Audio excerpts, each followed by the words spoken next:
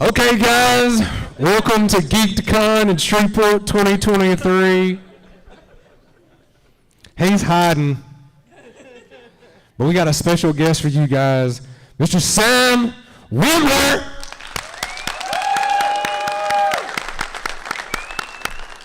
What are you doing under there? You don't want to know. Oh, wow. All right, guys, so you guys that have been here, that were here for the previous panel, you know how it works. For you guys that don't, this is how it works. I'm going to ask him 2 really easy questions, and then we are going to turn this panel over to you guys in the audience, because that is what a panel is about. Okay, I interview people all the time. This is not an interview. I could sit up here and talk to him all day long, but this is about you guys. Y'all spent the money, you took the time, you came out. Obviously, you care about this man, or you would not be sitting in the crowd. So don't hesitate. It is always better when you guys participate. I can promise you that. All right, guys. Mr. Sam, thank you for coming, brother. Look, he's going back up underneath the table again. He's like, wait a minute, I can't deal. I'm painfully shy. Sorry, guys. I don't think that's true. What's up? How's it going? It's going all right. It's going all right. Thank you. All right, brother. First question is, how does it feel to be in Shreveport, Louisiana at Geek'd? Well, I was last here in Shreveport, I think about 15 years ago. I think it was about 15 years ago, shooting The Mist. So yeah, it's awesome to be back. Literally looked out my hotel room window and saw the stage that we shot at. I'm like, what? I was there. That's weird. So that was cool. Awesome, guys. Before I ask him his second easy question, this is being live streamed. I've said that already. Gabe's Cave on YouTube. If you guys have friends that are fans of his, they can also ask him questions by getting on and asking in the live chat. So you guys send them a message or whatever, and they can participate in this panel as well. Second easy question is, what is it like to be the voice of the best Sith, if you can call him the best? You know what I mean? You can call him the best. That's right. What's it like, bro? What's it like? You know what's interesting is I'm so glad that you're asking me about work that I guess we're not striking for animated TV, so I think I can talk about him a little bit. And he's looking at me right there anyway, so I may as well say something. Yeah, it was a terrific surprise, huge surprise to be offered that role by Dave, and I don't know why he offered it to me, but he did. And then I was like, great, I'm gonna fly this airplane into the ground. Let's see how this goes. Yeah, it was really fun. By the way, how long are we going, just so I know, because I have some trivia questions for the audience that I'm going to ask in a little bit. How long we typically only keep you about 45 minutes. So what time would we be stopping? Dude, this is your panel. Well, I mean, so 5 o'clock? Yeah, I mean, I could go until the next person walks in. They can sit down beside you for all I care. Yeah, I don't care. Yeah. No, but typically, just so I know when to start harassing. I would say 1:45. 1:45. Okay, so at around 1:30, I'm gonna have questions for you guys. Anyway. That's awesome. But yeah, it was fantastic. I'm a big fan of that world, and it was nice. I'm a huge fan of George Lucas specifically, so being able to work with him under those circumstances was great. Yes, I liked it. And he mentioned something, so I'm going to follow up with something he mentioned. Is we are not going to ask certain questions for his reasons. We are going to respect all the actors and stuff that are striking and all the writers. So certain questions, we'll just kind of detour around them.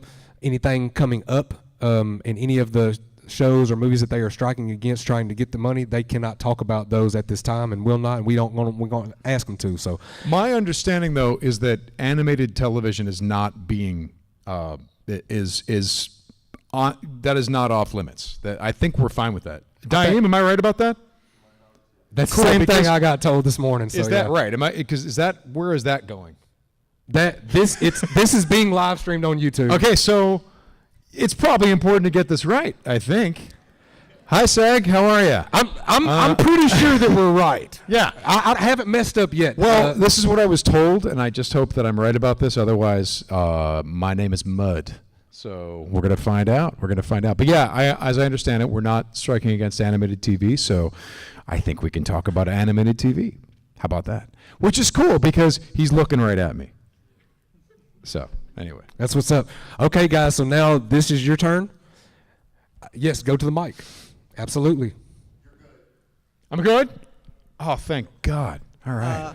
What about video games? Video games we're cool with as well, right? Do you have a video game question? Yeah. He does. You have a video game question. You got to work faster, man. Oh, my God. Oh, God. I'm so sorry, dude. Just It's okay. stay with me. It's fine. I'm pretty sure it's okay because the Genshin Impact girls could talk to me. I don't know if I trust them. They sound super sketchy. I don't know about that. I'm good. Yes. What's All your right. video game question or animated TV question, my friend? What was your favorite part about playing Galen Merrick or Starkiller in the first Force Unleashed game? Well, everything was my favorite part about doing Starkiller. In fact, here in Shreveport, I was walking around with Starkiller spinning in my head because we had shot Force Unleashed, and then I flew directly here to do the Mist. So, yeah, I love that guy. I think he's cool. He just got a new action figure. I'm very happy that people care about him to this day. So that's a cool thing. But it was like showing up every day and making your own Star Wars with your pals. And you know, at that point, it was all. I mean, it was an independent thing. George Lucas funded it, and it was just a really fun, crazy exploration of that universe. Because at that time there were only 6 movies, and that was it. We didn't know that they were doing the Clone Wars. We had no idea. So, yeah, super fun. It was my first Star Wars video game and one of my first video games, period. So it always will hold a special place in my heart. It will. Thank you very much. It holds a special place in my heart too, because the people that I worked with on that, I've continued to work with now for 15 years. It's been incredible. In fact, the reason I got cast for Starkiller was that the first concept art of Starkiller was. Daim, would you mind bringing that stuff over here, please? The first concept art for Starkiller was made by an artist named Amy Beth Christensen. She painted this artwork and it was approved, and this is what they were going to have the character look like. And my buddy David Collins saw the artwork and said, dude, that looks like my buddy. So he slipped my headshot into the pile. Anyway, the artist who created Starkiller also did my album art. So this is, these are friends and family, and I think of them as family anyway. So a lot of the Lucasfilm Force Unleashed people helped me work on this. So That's awesome. Thank you for your question. Not everybody at once. Come on, brother, go to the mic. we got Darth Nihilus, who doesn't say much normally, but I think he's got something on his mind. Doesn't he just sort of, in the game, doesn't he sort of go, because if you do that, I'm getting out of here. I'm running.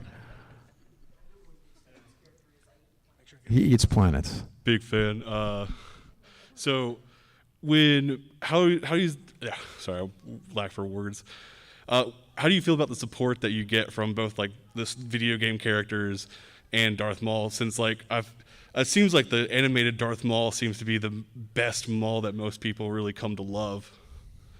How do I feel about the support that I get from that? Yeah, like just being like notoriously known for like the best Maul. I mean, I don't know that I can comment and call myself the best anything. But if people like that character, because you have to remember that we got onto a train that was already moving at 60 miles per hour, right? And our job was to shovel some coal into the compartment and make the train go 75 miles per hour, So, and that was part of what was scary about it, was that it was already a fan favorite character, it was already a character that people cared about and loved. And the scary thing was that the character was known to be a silent guy. He just doesn't say that much, right? And people liked him like that. So, you get a little nervous when you're like, oh, yeah, do you like that character who doesn't say that much? Yeah, I love that character. You like him? Yeah, he's so mysterious. Yeah. Okay, well, we're going to have him talk all the time. He's never going to shut up. And we're going to show you what he's really like, your favorite character. We're going to show, that's like, you can almost only fail under those circumstances. So the fact that people feel like we succeeded, I feel very relieved. I feel people were very patient with us, and yeah, I'm glad that we got away with it. And we didn't know we were going to get away with it. Me and Dave were very worried, very, very worried, because he's going to show up with spider legs and stuff. And that's not how people. I remember saying to Dave and saying to friends, I'm like, for at least a week or two, if all goes to plan, if everything goes to plan, I will only be the person who ruined Darth Maul for about 2 weeks. And once we start showing them other dimensions of the character, hopefully they'll start not saying that about me. But for 2 weeks, I was the guy who ruined Darth Maul. All over the internet, people are like, why would you even call him Darth Maul? That's not even the same character. He's all crazy. He's mumbling and screaming. And that doesn't make any sense. And Sam Witwer ruined Darth Maul, that was fun. It was 2 weeks of fun with that. But then I remembered, because we knew that, I wanted to make sure that once he got his mind back, that he sounded like Phantom Menace for at least an episode or two. So my Maul character, he has its own voice, its own thing, but I drew, some of it is congruent with what Peter Serafinowicz did in that movie, right? So I had to make sure that, like if I were to just do Maul's voice with this one line, here, I'm going to do it for you guys. All right, here we go. I would have gone something like, in a galaxy at war, there is only one way to get the attention of the Jedi. But because the audience was waiting forever to see that character, it had to sound like Phantom Menace. So if you watch that episode, it's, in a galaxy at war, Savage, there is only one way to get the attention of the Jedi. So I tried to make it sound more like, at last we will have revenge. That thing. So there are moments throughout the performance where I try to touch back on the Serafinowicz voice, because I feel like the fans deserved that, It's kind of, I can't talk about that, can I? Damn it. There are other actors who are paying homage to other actors that have contributed to these characters. One in particular who is a very, very famous character in Star Wars, and he studied the animated version, and you can hear it in the performance. You can clearly hear it in the performance, and it's in the trailers, and if you guys don't know what I'm talking about, but you can hear that Matt Lanter's version of that character is coming through loud and clear with the Hayden act. Can I say it? Am I in trouble? I'm dead now. I'm screwed. No, I don't think you're in trouble. But it's fun. See, I feel like you have to put your ego aside. It's like Chris Pine, right? He's not just playing Kirk, he's playing Shatner as well. You got to do that. You have to. So I felt like I had to do Serafinowicz as well as my own thing. Well, appreciate it, and big Thank fan. you. Oh, yes. What was your You favorite? guys can form a line. That's completely acceptable. That's kind of like, if nobody's behind you, you can keep talking. You can keep asking questions. It's kind of like how yeah. What was I your like favorite this, part yeah. about playing Aiden? Yeah, I don't, because that is struck material. So I'm trying to, we can't really talk about or promote stuff that is part of the strike. But I will just sort of slip in that it was a very memorable experience for me. And those kind of answers are always acceptable. Are they? Yes. Yeah. What do you mean? Now, I've the vague. I enjoyed working on the project. That's Extremely memorable, extremely personally satisfying. And what I can talk about is how wonderful Sam Huntington is as a person, how wonderful Kristen Hager is, how wonderful Megan Rath is, wonderful, incredible people. And I ran into Megan on the street not too long ago, and her dog still remembered me. Her dog, who was like 2 or 3 years old at the time, now he's like 9. And she's like, and he's coming up and we're playing, and she's like, oh my God, he's a puppy again. I'm like, what do you mean? This is just how Bug is. This is how he is. She's like, no, you don't understand. Bug is different now. Bug is an older gentleman now, but he's acting like he used to around you. I'm like, this is just Bug. This is Bug. Her dog's name is Bug. She has another dog named Squid. Are you a dog person? Oh my God, yes. Yeah, I I like it love even more dogs. now. Dude, I look, I've always liked dogs. I've always been like, I think they're super cool. I had a dog growing up, a big Samoyed, big white dog, and loved the hell out of her.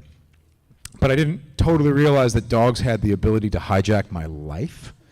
So basically, I bought a house in LA 8 years ago. And within 2 months of moving in, there was howling in the backyard. And I was like, what the hell is that? So I go back there, and much like in E.T., you know, when he goes back into the bushes and he bumps into E.T. and E.T.'s going, "Rah!" and he's like, "Oh!" You know, that's what happened with me and this dog in my backyard. It was like howling, clearly hurt, not in a good shape. And he was growling at me, and I was swearing at him. I opened the gate. I said, "Get the out of my yard." And he didn't leave, and he barricaded himself behind my garage and stayed there for 3 days. And as he was staying there, I'm like, well, I'm not just going to let you stay here. I'm going to bring you food and water. So I bring him food and water and hang out with him in the back of my yard. He hasn't left. He's been with me for... And so he chose the house, and he chose that he was going to live there. He let me live there, too, which is good. His name is Leonard. And then Leonard helped rescue another dog, a pit bull named Buster, who was a foster dog, still is a foster dog 6 years later. Still fostering Buster. You know, he's not going anywhere. And then 6 years to the day of finding Leonard, met another dog on the street during the pandemic, wandering around. And Leonard and Buster, I was like, okay, we're going to chase him down because he was kind of running from us, and we're going to corner him over there, and then I'm going to let you guys off the leash. You guys go make friends with him, which is just a brilliant, harebrained idea on my part. But it worked. I'm like, guys, just go make friends with that dog. So they ran off, and he was terrified. He's like, what's going on? Are they going to kill me? And he's like, and then they were playing, and he's like, oh, these are the guys. You guys are okay? Leonard and Buster? Is that your name? And then that's my third dog, Walter. So my life has been hijacked by dogs entirely. But the thing is that if you really trace back, Leonard has made more choices about my life concerning dogs than I have. Because he chose my house, he let me live there, then he chose to rescue Buster, and then Buster and Leonard rescued Walter, so I'm just like along for the ride. So That's awesome. Yeah, I'm all for it. So, a lot of the characters you've played in Star Wars are men of conviction. What are two personal convictions or rules in your life that you follow day to day? Oh my.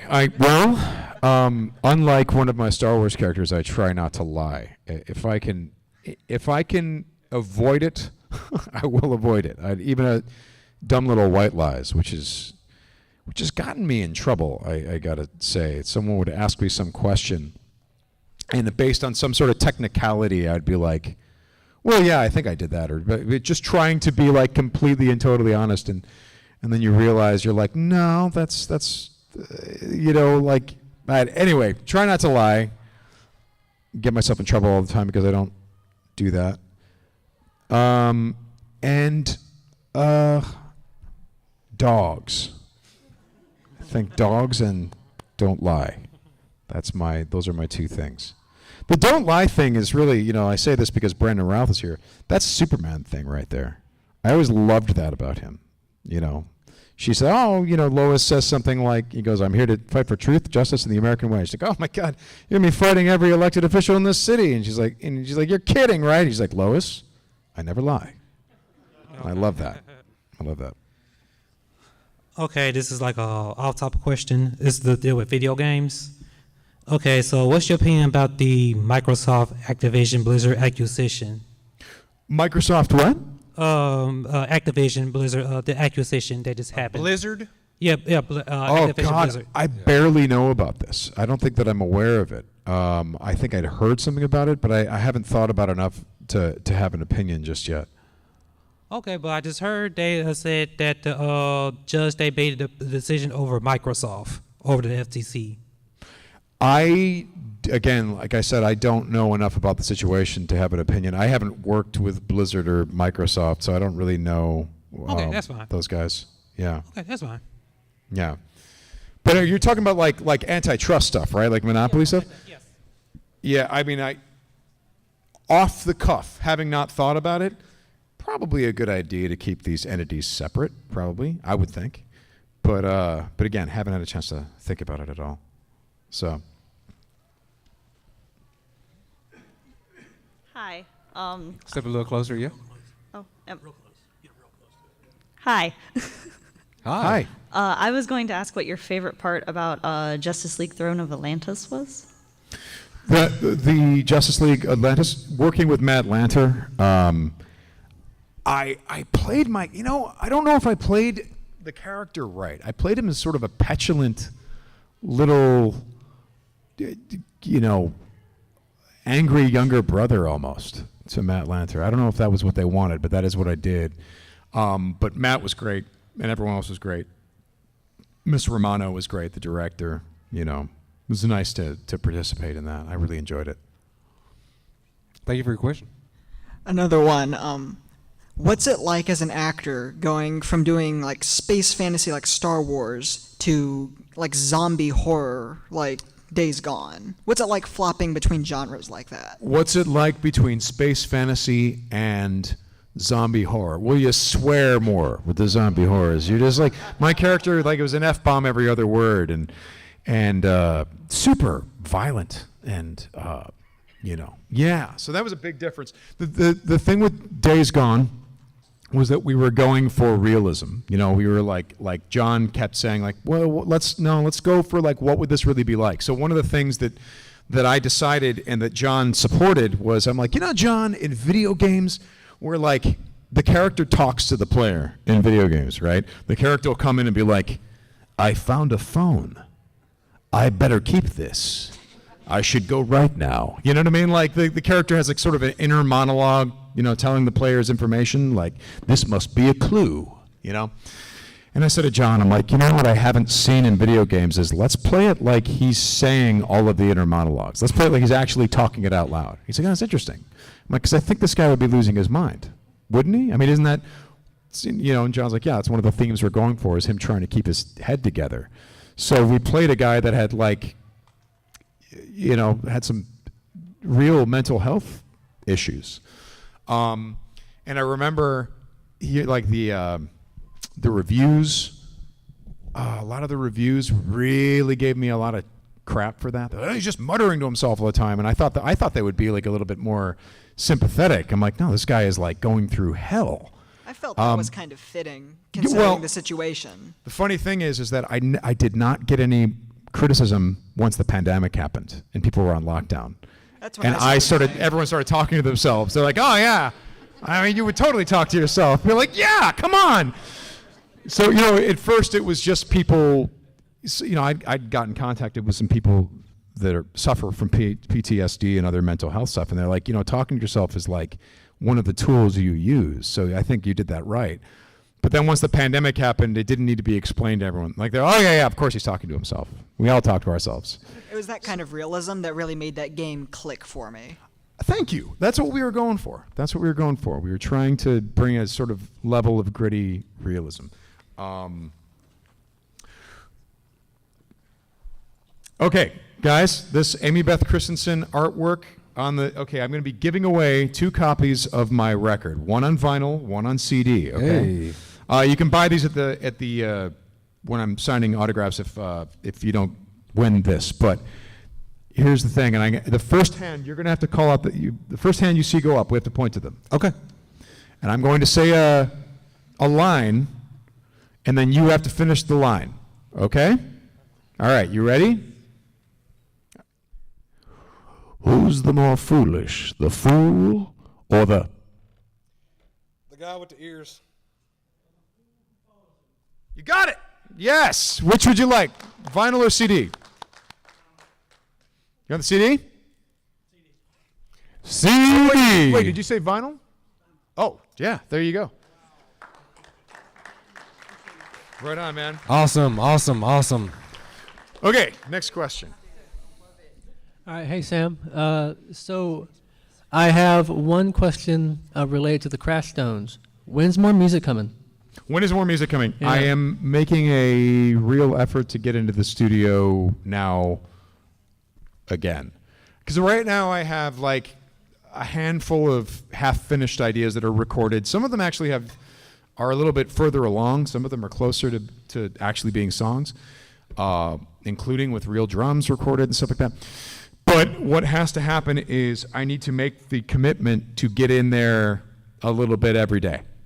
And that's how these things get done. You just go like, you look at this like huge list of work, and you're just like, oh, how am I going to get it done? Well, the way you get it done is don't plan it. Don't think about what you have to do. Just make sure you get in there a little bit every day and do something.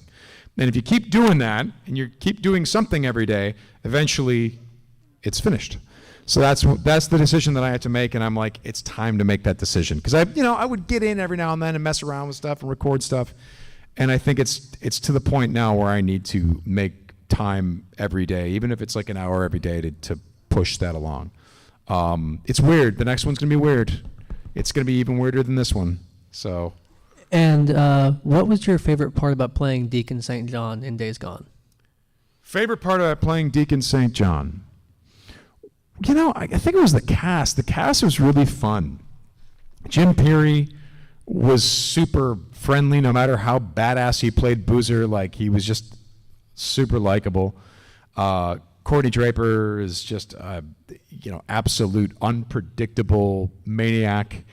And Nishi was hilarious. Nishi was always muttering really inappropriate stuff under her breath, like HR complaint stuff.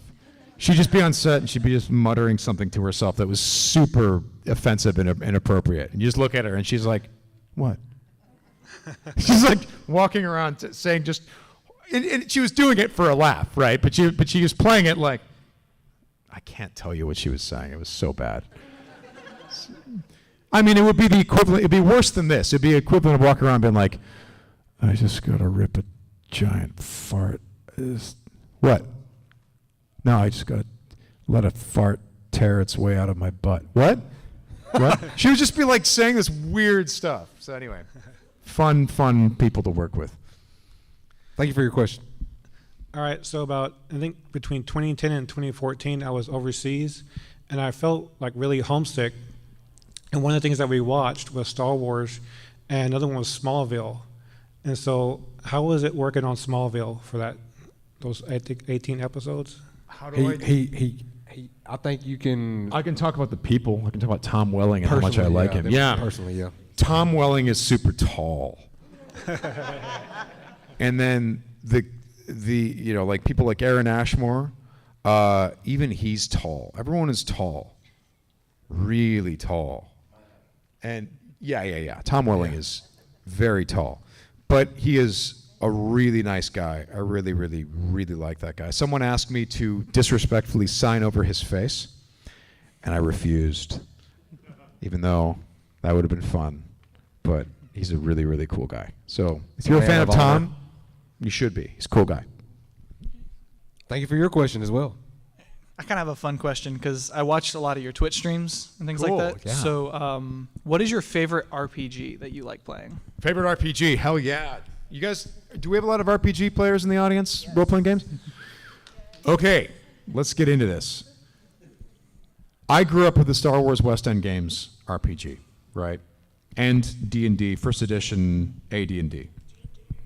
These days, me and my friends decided to play an old school game of D&D. We were like, hey, there's this guy, and he's sort of put together these books, such as a restatement of the 1981 basic D&D rules, the Moldvay edition.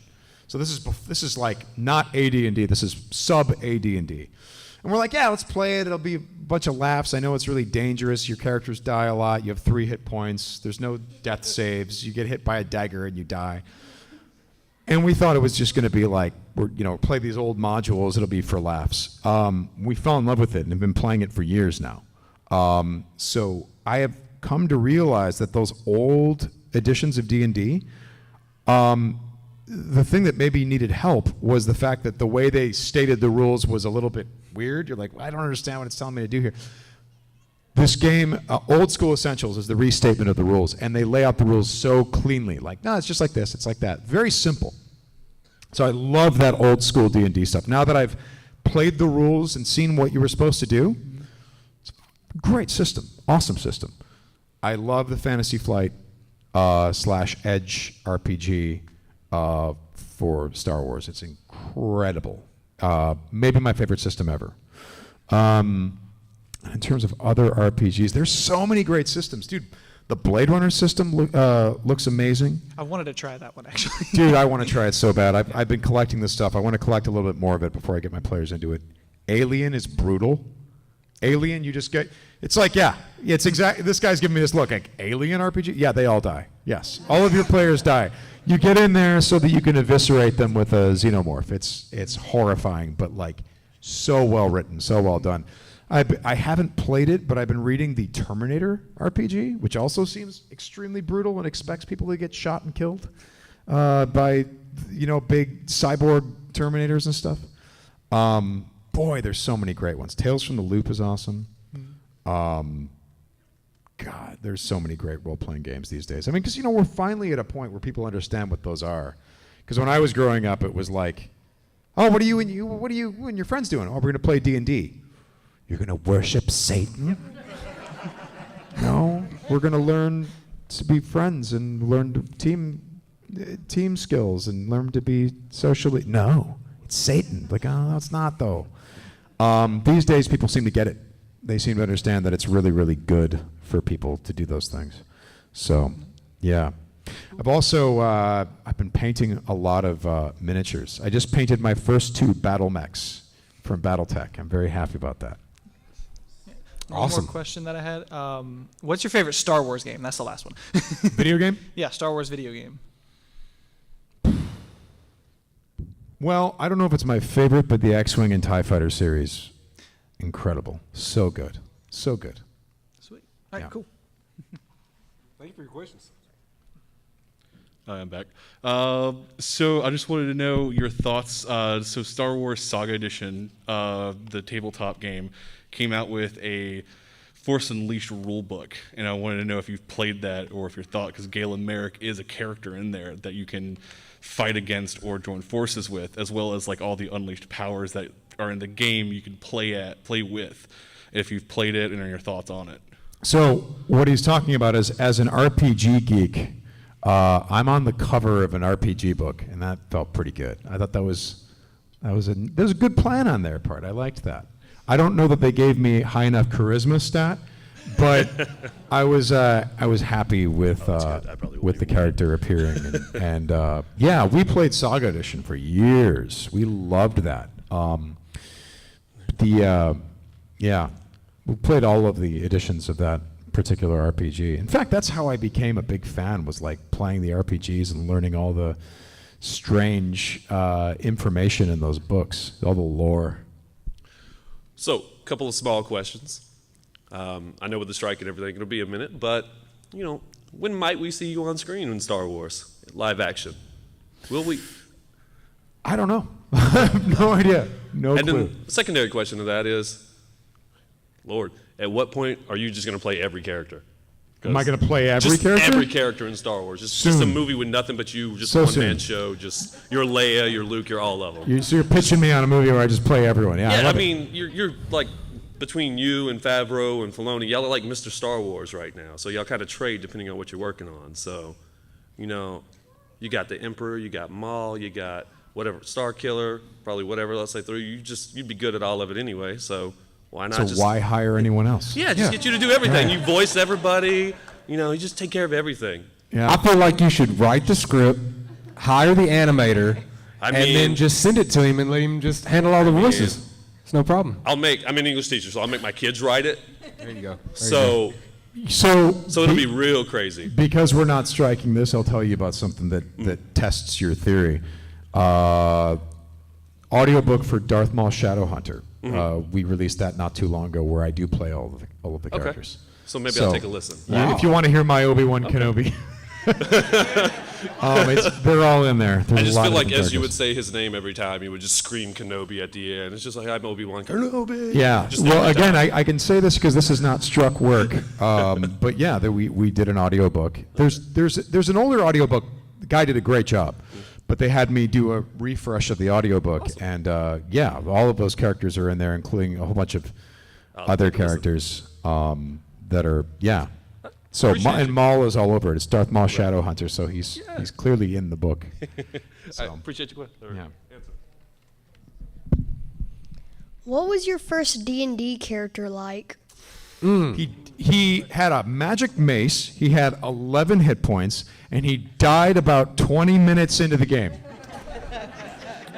There was like he was at a tavern or an inn, and then orcs attacked for some reason. Now keep in mind, I think I was 9 years old, right? Orcs attacked. I'm like, oh no!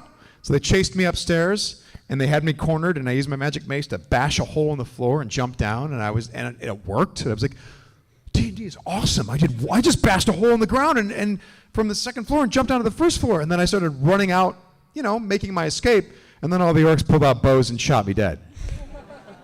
That was it. So yeah, that's how I didn't have a very forgiving dungeon master. The dungeon master was clearly out to get me. Yeah, super demented DM there. Yeah. But that was it. I think I was a fighter. Hello there. Don't do it. Don't do that. Hello there. So I've seen some videos where you do interviews talking about your audition process for Maul, and when you were talking about like meditating angrily and bringing that to the character. That was for Starkiller. For Starkiller. Yeah. What's one detail you brought to Maul, Starkiller, Palpatine that you really enjoyed bringing to them that you don't think is noticed as much? That I enjoy. Well, I don't know. We established a lot of Maul stuff in that first episode, and I'm very proud of the fact that just about every word that he spoke in the episode was something that I wrote and came up with. Because it said he was mumbling, but it never said what he was mumbling. So I had to come up with stuff. I think the only line that they wrote in there was revenge. I must have revenge. I think that's it. So I was proud that all of this crazy stuff that I came up with made it into the episode. Because it could have gone the other way. I could have come up with a bunch of crazy stuff, and they could have been like, okay, great, that sucks.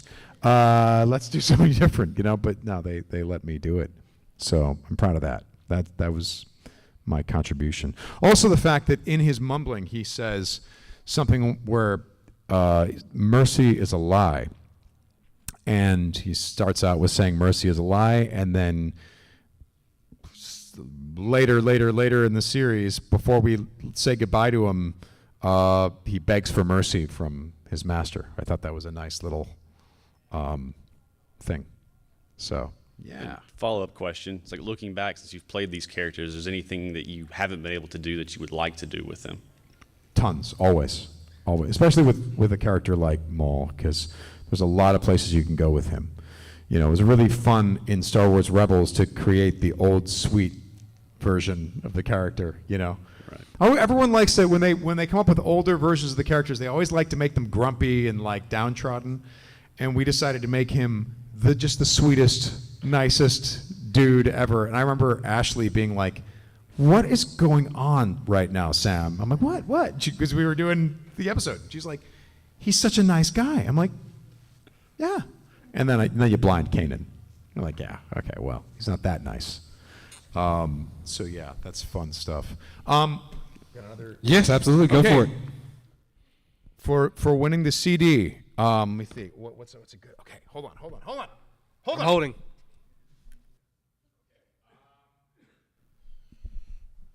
Okay, here we go. Finish this line, all right? I'm looking for hands. Good enough. Okay, wait a second. Good against remotes is one thing. Good against the living. Yep. He beat y'all by a long shot. There you go. Yes. Nice. Here you go, sir. He was waiting on his opportunity. Gentlemen, if you guys want to get these signed, bring them up and I'll sign them for free. No problem. And if you want to get them COA'd, that's at the That's Games right. Cave table out here. And you let me do my Harrison Ford impression. This is the younger Harrison Ford, and there's grumpy old Harrison Ford. I don't give a flying about anything. Right? That's pretty good. Y'all give it up for Sam Weaver, guys.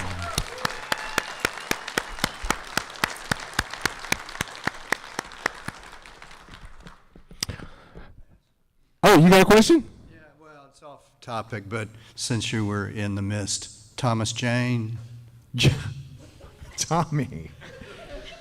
He was, I remember I was a young person back then, and I didn't really have a lot of experience, a lot of stuff, and I was throwing out all kinds of bad ideas that Darabont was being super patient with.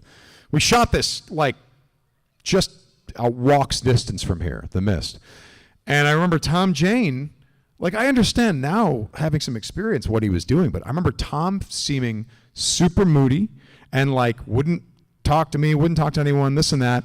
And there was this one day where we worked together and we had this scene together. And then we cut or something like that, or maybe they were setting something else up, setting another shot up.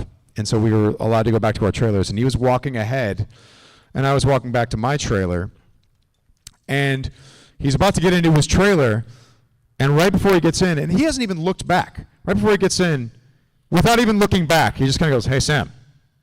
I'm like, he even knows that I'm here? What? And he's like, "You're a good actor." And then he closes the door. And I'm like, oh, I get it. He's playing this extremely intense, really, this role takes a lot from him. And now that I'm older, I'm like, oh, no, he was working, damn it. The guy was, there wasn't a moment where he wasn't plugged into what he was doing. So if he was playing... If it was a movie about a child's birthday party, I'm sure Tom would be like, "Hey guys, how's it going?" But Tom was playing a really psychologically messed up movie. So yeah, you better expect that he's going to stay in that pocket because we had to shoot so fast. And I've gotten to know Tom a little bit since then. He's a sweetheart. I love the guy. But yeah, as a young man, I didn't really understand. No, this guy's got to stay in it. We have to shoot so fast. He can't be like, "Oh, give me a second to warm up." He's got to jump right in. So I admire Tom a lot. He is such a wonderful, wonderful actor. This is going to be you got up just in time, dude. I'm telling you. 'Cause after the guy with the jersey on, that's going to be the last question. All right, guys. Go ahead, brother. Hey, Sam. I just wanted to know what your thoughts, what was going through your head when they first pitched you the idea of Star Killer for the video games, because that was pretty big. So yeah, so I got called during my brother's rehearsal dinner, and it was David Collins, and David Collins goes, "Hey man, what are you doing right now?" I'm like, I'm at my brother's rehearsal dinner." He's like, "Can you step out for a second?" Okay, and I go into a stairwell. I'm like, "Okay, I'm out. What's the so Darth Vader has a secret apprentice." I'm like, what? He's like, "Forget I said that." I'm like, "No!" And he's like, "Can you send me your headshot and resume?" I'm like, "What are you talking about?" He's like, "It's weird. You look like the guy." Click. So those were my thoughts. It was like, what? No, what? He does not have a secret apprentice. Turns out he did. And then he also had an apprentice when he was Anakin. And they both had the same lightsaber style. So it was cool. It was a really cool, exciting thing. Thank you for your question. The only other question I had was, how did you prepare for the role of Jekyll? Again, we're talking about strike stuff, so I can't really. This is why I'm concentrating on telling you about actors and how people that I know and people that I like and how cool they are. But I'll start talking about people I don't like. Let me think. No. I'm about to get a million views. There's definitely people that could come up who are like, "Oh yeah, that guy sucks." Yeah, you tell me one person that sucks, I'm going viral. Yeah. No, I've been very lucky. I've worked mostly with very nice people. That's awesome to hear. Yeah, and the people were really nice. Very, very nice people that worked on that. Yeah. Thank you. All right, it better be a good question. It's going to be a good one, I swear. No pressure. It's a missed question. I hope that's okay.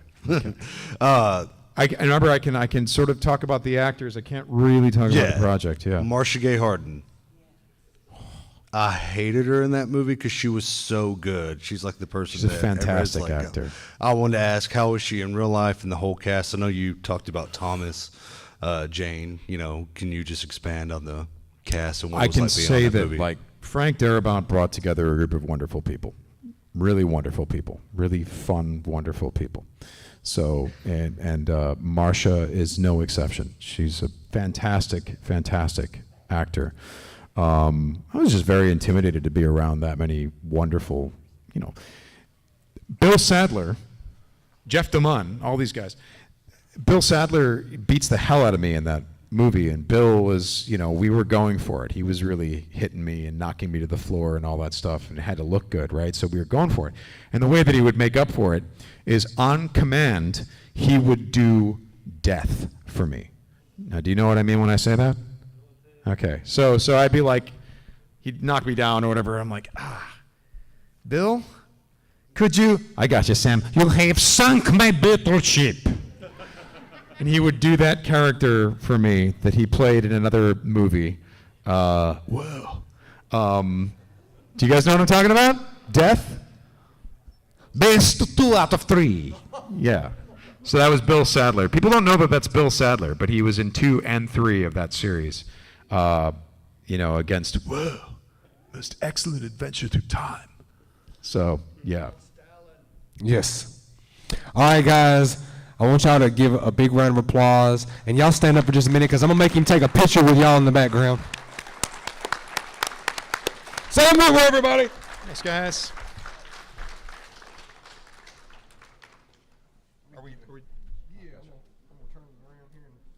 Everyone, gather in.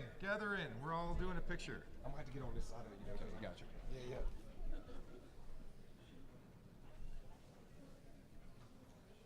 All right. Sit on 3. 1, 2, 3. Sit. Yeah. Thanks, guys. Here, Sam, I got something for you. He done gone.